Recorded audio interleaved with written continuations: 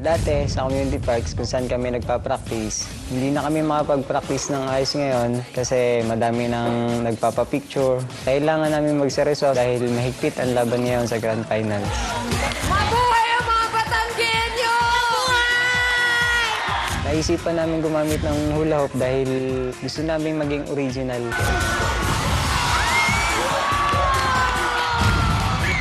Ang binoto nyo para makapasok sa Grand Finals ay ang Intensity Breakers!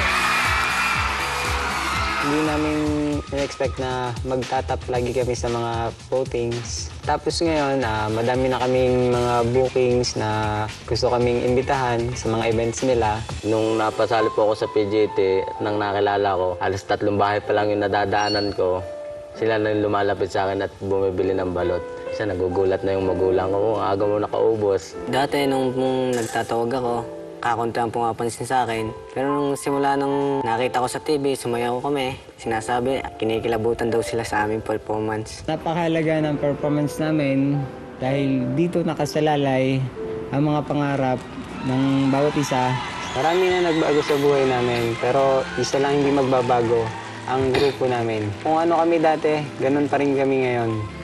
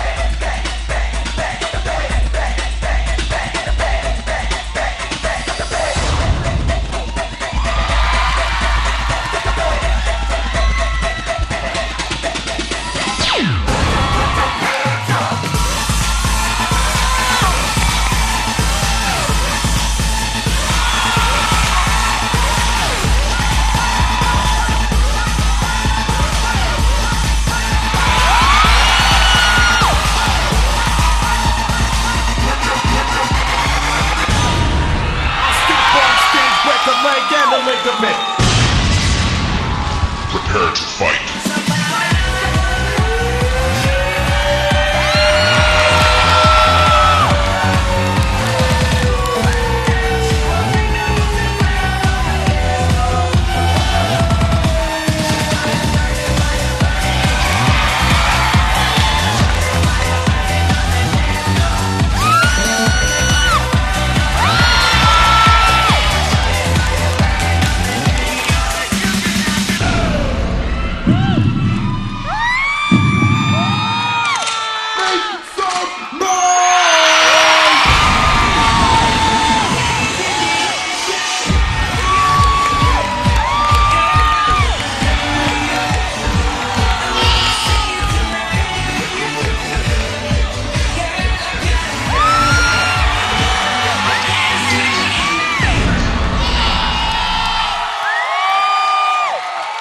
Ayan na naman kayo!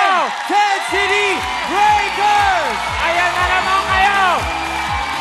Nagbabad trip na naman kayo! Easy! Easy! Nakaka-bad trip eh! Easy lang, Brad! Di ba ba kayo natuto nung semifinals? Easy lang! Nakaka-bad trip na mga to eh! Easy lang! Oh! Sino pwede namin kausapin? Itong lokong to!